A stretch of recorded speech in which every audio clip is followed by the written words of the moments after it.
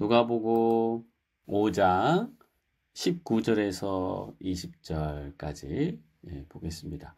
무리 때문에 메고 들어갈 길을 얻지 못한지라 지붕에 올라가 기와를 벗기고 병자를 침상째 무리 가운데로 예수 앞에 달아내리니 예수께서 그들의 믿음을 보시고 이르시되 이 사람아 내 죄사함을 받았느니라 하시니라.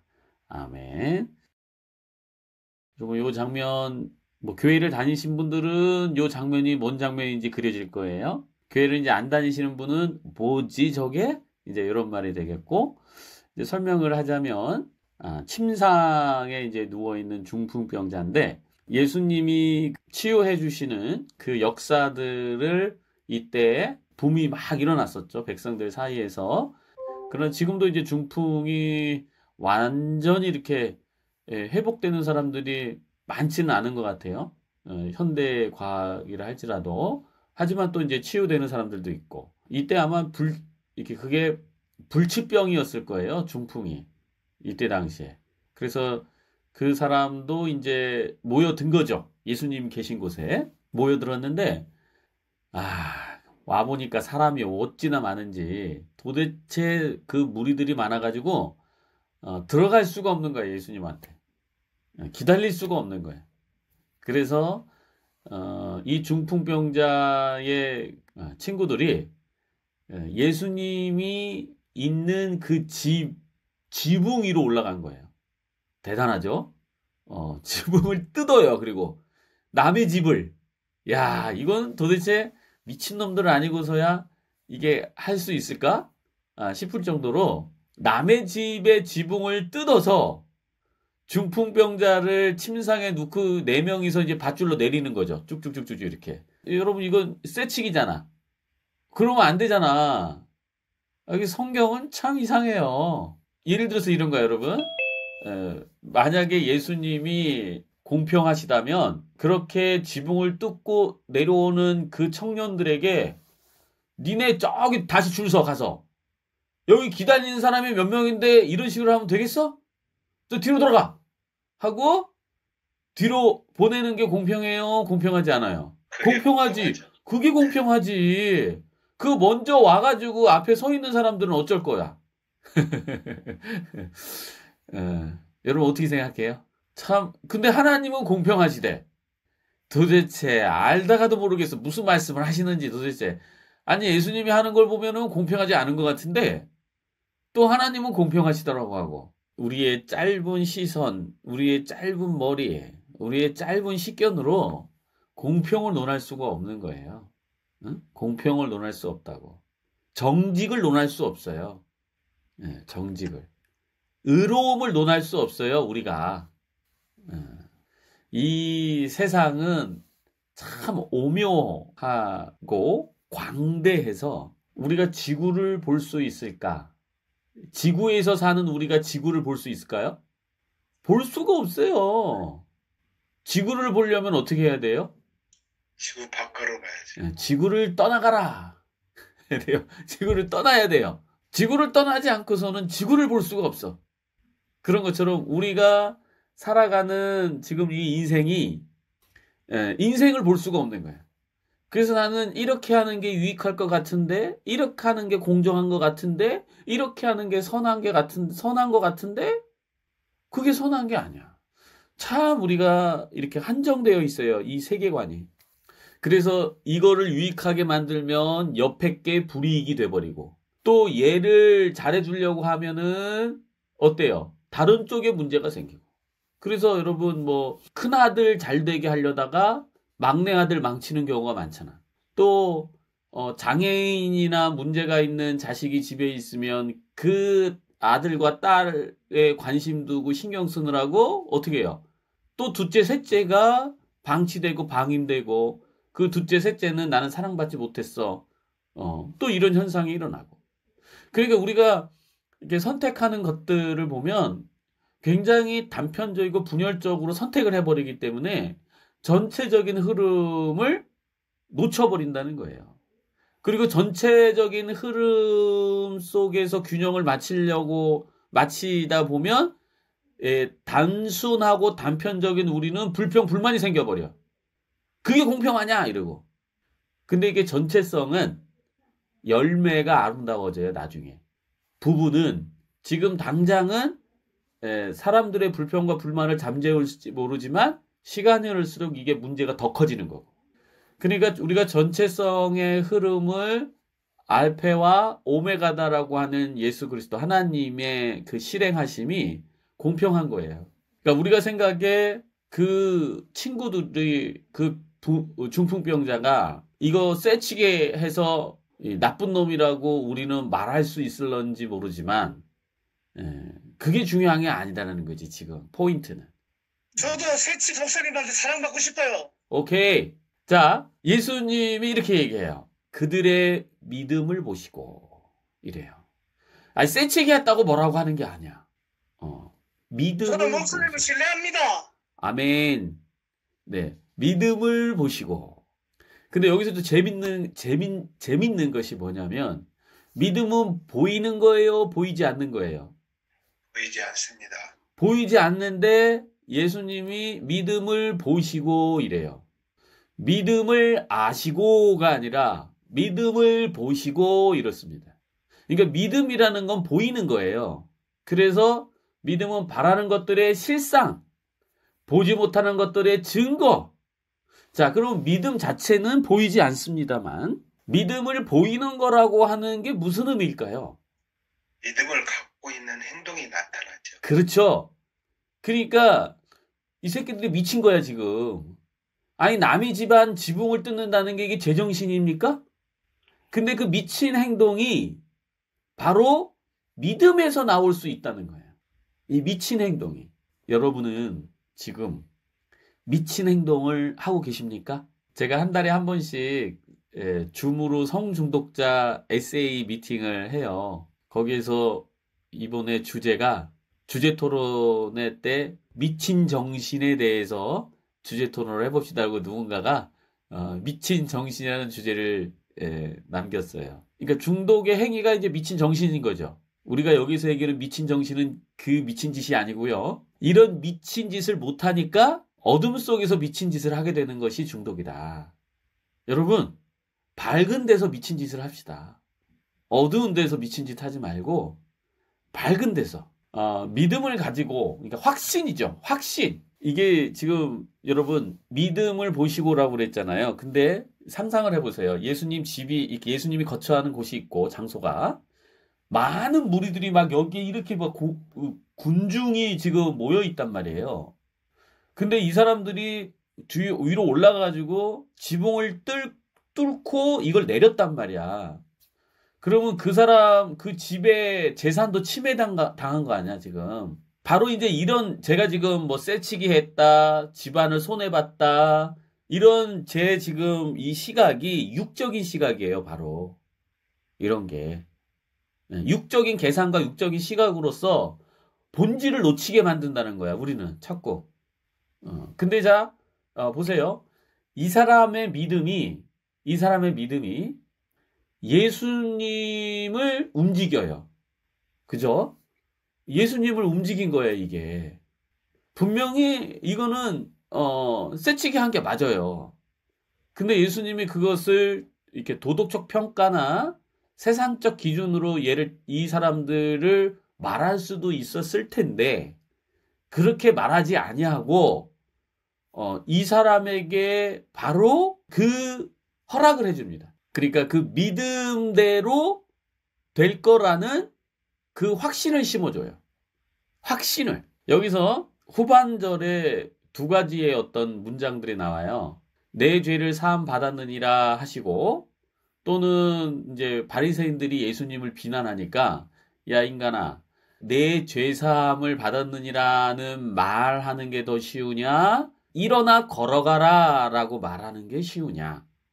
이러면서 내 믿음대로 나았도다. 이런 말씀을 해줘요. 그러니까 예수님이 치유해 주는 것 같지만 사실은 예수님은 치유해 주는 것이 아니라 의미적 연결을 해주는 거예요. 우리 자신들에게. 어떤 의미적 연결이냐? 너의 믿음이 너를 그렇게 낳을 수 있다는 의미의 연결을 언어로서 해준 거예요. 그러니까 예수님이 그 중풍병자를 치유해 주시는 게 아니라, 그래서 내 믿음이 너를 낫게 했다. 그러니까 너의 믿음이 너를 낫게 했다. 즉 다시 말하면 그 믿음이 너를 낳을 수 있게 한 힘이 있는 것이다. 이런 말을 해주는 거라 이 말이에요. 우리의 삶 가운데에 믿음이 있으면요, 이 믿음의 바탕을 둔 행동은 일상적으로 사람들이 생각하지 못하는 행동 이상을 하게 합니다. 왜? 믿으니까. 그래서 믿음의 바탕에 나온 행동은 되게 강력해요. 강렬해요. 그리고 많은 사람들이 거기에 압도됩니다. 압도돼요. 그 믿음에 나오는 행동에, 예수님도 지금 압도돼가지고 해준 거잖아, 이게. 기특하고, 그 사람들의 그 행위가 100% 믿음 때문에 그런 행동을 저지른 거잖아. 그러니까 믿음에는 행위가 보여요. 그래서 믿음이 없는 행동은 죽은 믿음이라. 행함이 없는 믿음은 죽은 믿음이다. 이러는 거예요. 우리가 뭐 맨날 믿음이 있어요. 저는 믿음이 있어요. 맨날 이러고 행동으로서는 믿음 없는 행동을 보이니 믿음이 없다고 얘기하는 거지. 이토록 믿음에서 나오는 행동은 자신감이 생기고 그 일상의 우리의 생각을 뛰어넘고 그리고 그것은 타자를 움직이게 한다. 마음을 감화감동하게 만든다. 그 믿음이라는 것은 우리 일반적 삶 속에서 우리가 한번 이런 미친 짓을 할 수 있는 그런 상태가 좀 되어보자. 근데 믿음 없이는 이게 잘 안 나가요. 이런 행동이. 믿음 없이는. 그래서 우리가 믿음을 가지고 내 삶 속에서, 믿음이라는 건 이제 확신이죠, 여러분. 그렇게 될 거야. 확신. 뭐 그런 확신 가지고 주식 투자는 하지 마시고, 뭐 삼성전자가 100% 이래가지고, 근데 그렇게 투자하는 사람도 믿음이 있는 거죠, 어쨌건. 막 자기 돈 그러니까 영끌 한다고 하나? 영끌 딱 모아가지고 주식 딱 투자하는 그 사람이 이건 반드시 오를 거야 이러니까 영끌을 하는 거지. 안 그러겠어요? 그러다가 막 다 망하고 막 이러잖아. 그 육의 것을 취하기 위한 욕심의 눈이 먼, 이렇게 돼요. 그런 게 설명이. 그 믿음이라기보다는 그 욕심의 눈이 멀어 자기가 진짜 믿음 있는 것처럼 착각을 일으킨 거다. 그렇게 보시면 될 것 같고요. 그거는. 근데 여기에서는 이게 욕심이 아니라 그 친구들이 중풍병자에 걸린 친구를 사랑하여 이 친구를 낫겠고자 하는 그 열정, 그 사랑과 그 다음에 이렇게 무모한 행동을 해서라도 예수님 앞에 나가면 반드시 치유될 거라고 하는 그 하나의 믿음이 지금 이 청년들이 미친 짓을 하게 만든 겁니다. 그리고 그것이 현실화된 거야. 근데 현실화되는 과정 속에서 예수님이 기가 막히게 우리한테 지혜를 던져주시는데, 그것은 바로 내 믿음이, 너의 믿음이 너의 삶에서 기적을 일으킬 거다. 이거를 안내해 주시는 거예요. 그리고 또 하나 우리에게 핵심적인 그 눈을 뜨게 해주시는 게 있는데, 바로 그 병은 죄 때문에 생긴 것이다 라는 것을 알려주세요. 그러니까 인간의 모든 고통은 죄 때문이에요. 죄 때문에 생기는 거예요. 여러분이 그러니까 아픔뿐만 아니고 내 신체적 질병뿐만 아니라 여러분 삶이 꼬여서 엉망이 되는 과정도 이 죄 때문이에요. 그래서 죄사함을 받아야 돼요. 죄사함을 누구한테 받아야 돼요, 여러분? 죄사함을 누구한테 받아야 돼? 내 자신. 자, 왜냐하면 예수님이 이미 사하셨으니까. 그래요. 이 죄사함을 우리가 하나님한테 받아야 된다고 생각하지만, 그러니까 예수님이 왜 내 죄 사함 받았느냐 이렇게 말하냐면, 우리가 우리 자신의 죄를 사할 수 없다고 생각하고 있기 때문에. 그렇기 때문에 예수님이 대신 말해주는 거예요. 우리 대신에 내 죄를 사함 받았다라고 말해주는 거예요. 여러분들도 그러잖아. 목사님 축복 기도해 주세요. 왜 목사님한테 축복 기도를 받아야 되는 거야 도대체? 여러분이 여러분 스스로를 축복할 수 없다고 생각하니까 그러는 거야. 목사님이라고 하는 타이틀을 가진 사람이 나한테 축복해주면 특별히 축복의 은혜를 내릴 거야. 여러분 이게 성경적이지 않습니다. 여러분 스스로 축복할 수 있어요. 근데 축복할 수 없다고 생각하기 때문에 권위자에게 들이미는 거야, 머리를. 축복해 주세요. 이러고. 믿음에 대해서 말씀하셨는데 믿음은 미친 짓이기도 하잖아요. 근데 제가 궁금한 게 제 삶에서 되게 궁금한 게 아까 말씀하셔서 주식이나 그런 것도 좀 잘못된 확신으로 잘못된 믿음으로 이렇게 나아가게 되면서 무모함기도 한데 믿음 때로는 되게 무모하기도 한데 이게 결국은 주관적으로 봤을 때는 진짜 믿음이나 거짓 믿음이나 아니 내가 만들어낸 믿음이나 모두 확신을 동반하고 약간 좀 무모하고 미친 짓일 수 있는데 어떻게 구분하죠? 결국 결과로서밖에 증명이 안 되는 건가? 아니면 그 과정 중에서는 어떻게? 그렇지. 그거는 결과로서 증명이 되는 거예요. 네, 과정은 모르지. 그러나 우리가 이제 그 과정을 좀 생각해 본다면 유 것이냐 영 것이냐 영의 거냐 유 것이냐를 이제 보시면 돼요. 그 다음에 우리 마음의 밑바탕에 사랑이냐 그것이 사랑이냐 그걸 이제 우리가 다른 말로 욕심이라고 말하는 거예요. 그래서 욕심으로 구하는 기도는 이루어지지 않는다. 뭐 이렇게 얘기하는 거고 육의 기반을 두는 게 욕심이에요. 전부 다 여러분. 육의 기반을 두는 게 우리 마음은 굉장히 복잡해서요. 우리 마음을 숨길 수 있거든. 뭐 예를 들어서 내가 이 주식을 투자해가지고 성교 후원금을 마련할 거야. 이렇게 해가지고 마치 자기 욕심을 살짝 포장하는데 어쨌든 우리 마음은 그래서 잘 살펴야죠. 그래서 하나님이 우리 마음의 중심을 보신다고 하는 거고 그래서 성경에서 깨어 기도하고 있으라고 하는 거고 왜 우리가 우리 자신을 너무나 많이 속고 기만하고 하나님을 만홀히 여기고 이런 게 우리 자신이기 때문에 우리 마음을 잘 감찰할 필요가 있어요. 자, 좋습니다. 자, 믿음. 이 믿음 안에 창조의 능력을 가지고 있다. 그리고 우리 스스로가 죄 사함을 입을 수 있다. 저는 참 많이 봐요, 여러분. 뭘 많이 보냐면 죄책감 때문에 시달리고 아마 우리 많은 다르크 식구들이 아마 이렇게 죄책감에 좀 시달리고 있을 거예요. 지금 내가 이렇게 뭐 교도소도 갔다 오고 약물도 하고 그래서 사회나 또 특히 여러분 부모님들에게 많이 죄송스럽고 미안함을 가지고 있는 줄 알아요. 그런 미안함은 여러분 우리가 건강하기 때문에 느끼는 거예요. 그렇죠? 우리가 부끄럽고 수치스러운 행동을 했다면 느낄 수 있어야죠. 그것마저 못 느끼면 우리가 지금 양심이 죽어 있는 거지. 자, 그러나 그 이상을 느끼는 것은 상당히 어리석은 겁니다. 우리가 부끄러움을 느낄 수는 있지만 그것으로 우리를 정죄하면 안 돼요. 우리가 잘못된 길을 선택은 했고 그것을 인정할 필요는 있지만 그걸로 더 이상 우리 자신을 정죄하시면 안 돼요. 왜? 우리는 용서함 받았으니까. 어쨌든 우리 마음속에 그런 어떤 정죄감과 죄책감이 있을 때에 하나님한테 회개했냐 하면은 회개했다고 그래. 그럼 하나님이 용서해 주셨나요? 그럼 용서 받았다고 그래. 근데 여전히 죄책감은 있어. 그게 뭐야? 왜 우리는 여전히 정죄감이 있고 죄책감이 있어요? 내가 나를 용서하지 않았기 때문에 그런 거예요.